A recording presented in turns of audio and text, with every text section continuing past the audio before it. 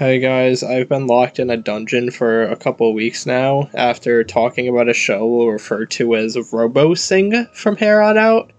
And when I was in the dungeon, I was thinking of some video ideas, and I noticed it's been around a year since my first video on some interesting anime.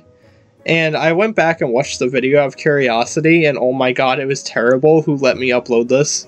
If you've been looking at my MyAnimeList profiles of late, you'll see 3 things that might catch your eye. So yeah, despite the video itself being pretty bad, I still like the concept behind it. Watching some absolute garbage bottom-of-the-barrel anime made for a very mind-numbing experience, but it was funny and memorable, so why not make a follow-up video? I mean, there's no shortage of bottom-of-the-barrel trash out there, and amidst my search for horrible anime, I found a show that just...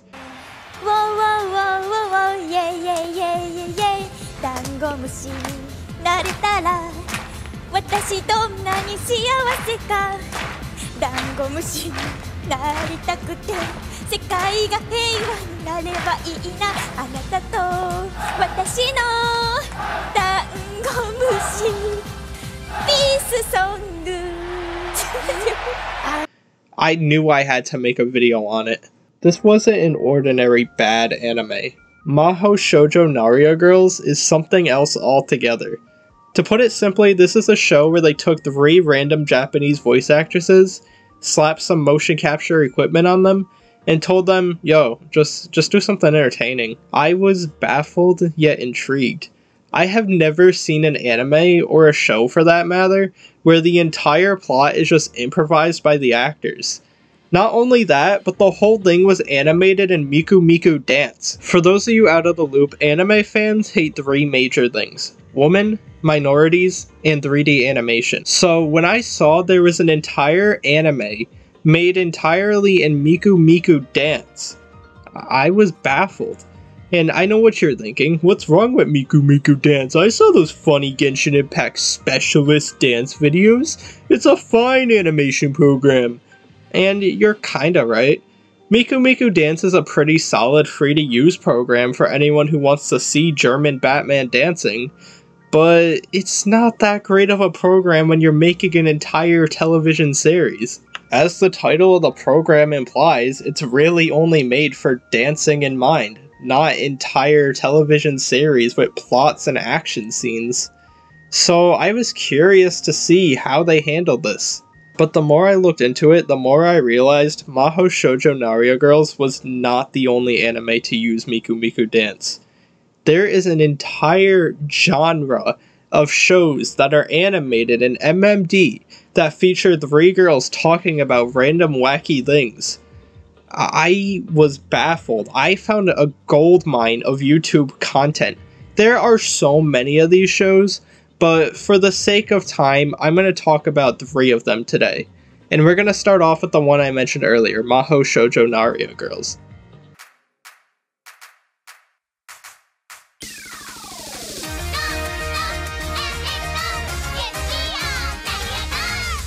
As far as shoujo anime go, I don't really have a whole lot of experience with the genre. I've only really watched Fruits Basket, which was great, and Madoka Magica, but that's basically the antithesis to the entire genre. So really, I had no idea what to expect going into this one. The show starts off by showing us the land of Naridia. It's here where the evil Ice Queen is attempting to freeze over the land with an eternal winter.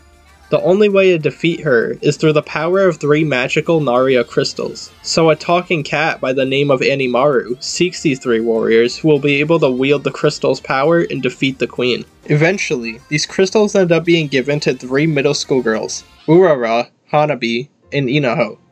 They can basically be summed up as the main one, the tsundere one, and the quiet one. However, instead of using these crystals to fight evil like intended, they kinda just don't really care about any of the main plot and screw around the whole time. Eventually there's a subplot about them wanting to become idols, but they also forget about that too. So yeah, basically the events in this story are whatever the VAs could come up with at the time. Because the VAs were never given a script and were told to do whatever they wanted, there's basically no overlapping plot of substance here. They do these midway things through the episode where members of the cast talk about the show, And one of the VAs did straight up confirm they were thrown into a room and told, hey, do something entertaining. And this is kind of a genius idea for a comedy series. The stupid improvised dialogue mixed with the shitty mocap has the potential to be really funny in a weird, twisted, ironic way. It's kind of like when you and your friend are on a Discord call at 3 AM laughing at the stupidest shit. Talk. Stop killing me in Fortnite! And while the idea of this series is fun, I wish I could say the execution was on par. First of all, these are just voice actresses, not stand-up comedians, and it really shows. And I'm not saying you need to be a stand-up comedian to be funny. Trust me, most of them aren't. But God, dude, this show just didn't get many laughs out of me. Now, I'm not trying to discredit any of the voice actresses. I'm sure they're all fine people, and they did a good job with the voice work. But when you throw people into a booth with nothing to work with, you gotta hire some really funny people. I think another factor that limited this show's potential was the animation. Now, don't get me wrong, the mocap models have a charm to them, and they could sometimes help enhance scenes. But overall, I think they limited the actresses much more than they helped. Due to them being stuck in a booth, they were just stuck in one room for each episode. So there's no new locations, and there's only ever really 3 characters on screen at once. And worst of all is sometimes the actresses will do jokes involving props, and then they just never animated the props, so the joke just doesn't work. Overall, this series really let me down. Don't get me wrong, I don't think it deserved the abysmally low scores it got. For some reason, everyone who rated it low is just mad it wasn't a real magical girl show. Which, why? Go watch Sailor Moon. But yeah, it was overall pretty lame, and I'd only recommend you watching it if you really want to find out when the Persona 5 release date is. After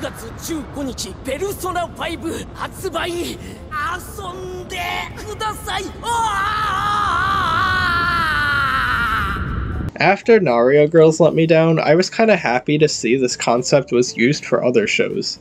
So I decided to check out what was considered the magnum opus of these improv MMD shows. I found a show called GDGD Fairies. And holy shit, this is the godfather of MMD anime.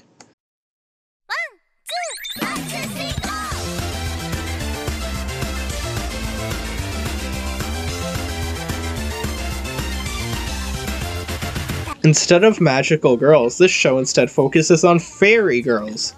Piku, Shiru, and Koro. They can be summed up as the main one, the tsundere one, and the quiet one. Unlike Naruto Girls' mocap style of animation, this show instead uses chibi models, which in my opinion is a much better choice. Like I said, the MMD models had their charm, but overall they were very limited on what they could do. Meanwhile, GDGD Fairies uses traditionally animated chibi models, which leads to much more comedic potential than just 3 girls talking about random things in an empty room. The usual GDGD episode is typically broken up into 3 parts. The first part is usually the girls sitting at a table talking about whatever random bullshit they happen to be thinking of. However, unlike Naruto Girls, they're actually given a script for these parts, so they're much more thought out and funny. The second part has the girls going into the time chamber to play with magic, and this is usually where we get our visual gags, including absolutely terrifying stock asset models. These are usually my favorite parts just because they're the most creative, and I just really love the stock monkeys. And the final segment of the episodes is a bit they refer to as the dubbing lake. The dubbing lake is where the improv segments from Naruto Girls makes its return. And it's much better this time around. The girls are given a video to watch, and there's no audio, so they have to dub whatever these scary models happen to be saying.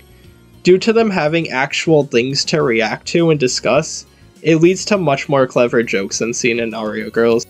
Another thing I'd like to mention is at the end of every episode, they'll do one of those anime next time on GDGD Fairies things, except in this show, they just reference a bunch of different anime.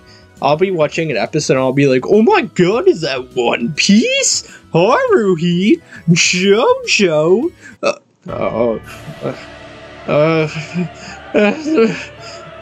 Robo-Sing?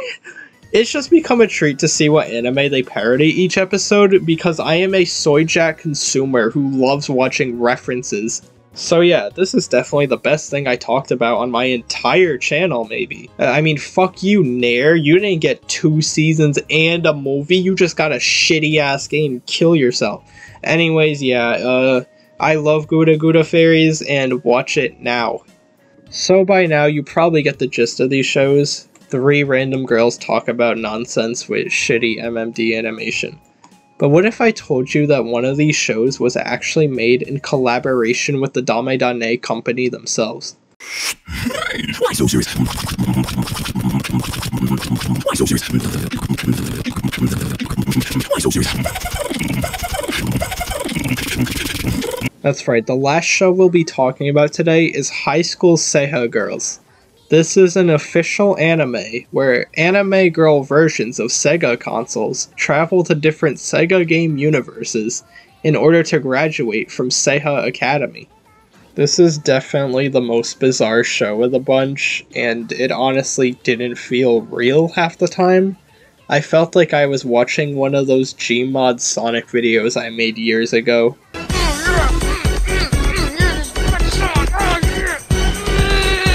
I think we should leave him alone. But honestly, I kinda like this show. The 3 main characters of this series are literally named Dreamcast, Sega Saturn, and Master System. They could basically be summed up as the main one, the tsundere one, and the quiet one. I don't know why this keeps happening. Something I'd also like to point out is that these 3 girls were actually designed by the official designer of Hatsune Miku, making this the most official Miku Miku Dance anime out there. So, as I said, this show is about 3 Sega Girl consoles being assigned to travel to different Sega worlds, where they have to earn 100 medals in order to graduate Seiha Academy. In order to earn these medals, they basically just have to play the games and complete challenges along the way. And throughout each game, there's even some twists along the way. Like, they'll be playing an arcade shooter and then Sonic the fucking Hedgehog shows up. It is the most badass thing ever, and then they're playing his world, the Supersonic Racing, and it goes If you look aside the pure dopamine rush from seeing characters you recognize, the girls themselves are pretty likable to hold up the show on its own. There were times where they'd go in games I wasn't familiar with, but I was still enjoying just because I liked the 3 main characters so much. And best of all, their mentor is Yuji Naka himself. You heard me right, baby. They brought in the creator of Balan Wonderworld himself to voice himself in Miku Dance anime. And oh yeah, he also made Sonic too, I guess, but I hate Sonic the Hedgehog. Frontiers looks like ass. As for the animation, it's actually pretty impressive. Like, in terms of normal 3D animation, yeah, it's nothing special. If anything, it's probably below average. But for a program that's only made for characters to dance, I think they really pushed it to the limit here. As for the humor, while it's more innocent and laid back due to the show being aimed at a younger demographic, it still got a handful of laughs out of me. Like, the Space Channel 5 episode was absolutely insane. I don't even know what was happening. And then there's some really funny digs at Sega's history, like Game Gear constantly needing to recharge, or Dreamcast using shitty dial-up internet. However, I can't bring up this show without mentioning the really fucked up ending, so if you care about spoilers, I'm sorry, click off now. After the girls get their 100 medals and finally graduate, Yuji Naka, being the supervillain he is, informs the girls they are now ready to go into the real world, where they will be played by and enjoyed by families around the world. So, yeah, basically the girls are going to be turned into soulless inanimate objects who will probably end up in a landfill somewhere. Especially Sega Saturn, dude, she doesn't stand a fucking chance. So yeah, we get these sad goodbyes, and even Sonic the Hedgehog comes and he's like, huh, you're gonna die! And I felt horrible watching this ending. I never even owned a Sega console and I felt bad. If you threw out any of your Sega consoles, you are a horrible human being. Anyways, yeah, this is a really enjoyable show that I'd suggest to anyone who's into Sega games or wants a grim reminder of what you did to Wii-chan